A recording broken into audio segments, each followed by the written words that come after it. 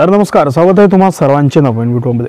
तर मित्रांनो, आता जे लाडकी बहीण योजनेची ई-केवायसी सुरू झाली त्याबाबतची सर्वात मोठी अपडेट आलेली आहे। आता मित्रांनो, मुख्यमंत्री लाडकी बहीण योजनेची ई-केवायसी करणे बंधनकारक आहे, पण ते केवायसी करताना आता OTP बाबत काही तांत्रिक अडचणी समोर येत असल्याचे दिसत आहे। आता यावर अदिती तटकरे काय म्हणाल्या ते बघूया।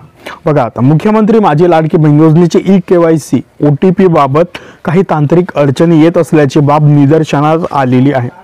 महिला व बालविकास विभागाच्या वतीने याची गांभीर्याने दखल घेण्यात आली असून गांभीर्याने दखल घेण्यात आली असून तज्ञांच्या माध्यमातून याबाबत उपाययोजना करण्याचे काम प्रगतीपथावर आहे। लवकरच ही तांत्रिक अडचण दूर करण्याचा प्रयत्न करू असे अदिती तटकरे यांनी ट्विट करून सांगितले आहे।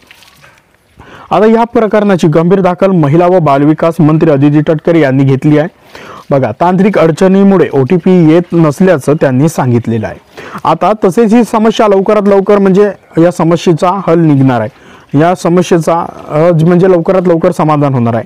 आता त्याच्यानंतर यांनी या ट्विटरवरती म्हणजे X या सोशल मीडियावर पोस्ट करताना ही माहिती सांगितलेली आहे। आता नेमकं ई-केवायसी करायची कशी, तर हे आपण जाणून घेऊ थोडक्यात 2 मिनिटात। बघा, तर सर्वात पहिले तुम्हाला लाडकी बहीण योजनेच्या संकेतस्थळावर जावे लागेल। प्रॉपर तुम्ही गव्हर्नमेंटच्या वेबसाईट निवडा, त्याच्यानंतर ई-केवायसी ऑप्शन दिसेल त्या ऑप्शनवर तुम्ही क्लिक करा।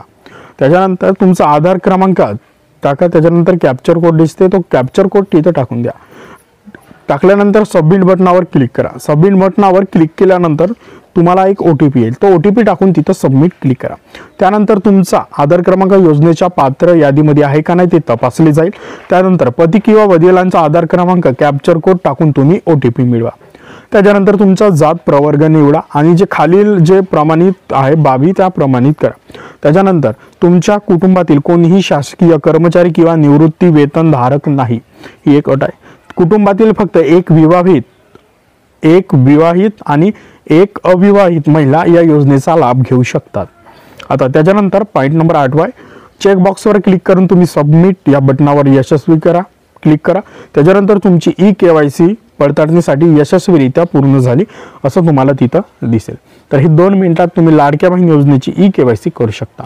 तर बघा, ज्यांच्या मोबाईलमध्ये वेबसाईट ओपन नाही होत आहे, ज्यांना OTP नाही येत आहे, त्यांनी थांबून जा थोड्या दिवस, प्रॉपरली म्हणजे साईट सुरू होईल। कारण की साईटवरती खूप ट्रॉफिक आलं आहे, कारण की सर्वच जण एका वेळेसच ई-केवायसी करत आहे। म्हणून सर्वांनी हा व्हिडिओ पाहिल्याबद्दल धन्यवाद। व्हिडिओ आवडला तर लाईक करा, चॅनलवरती नवीन असाल चॅनलला सबस्क्राईब करा आणि या व्हिडिओला शेअर करा।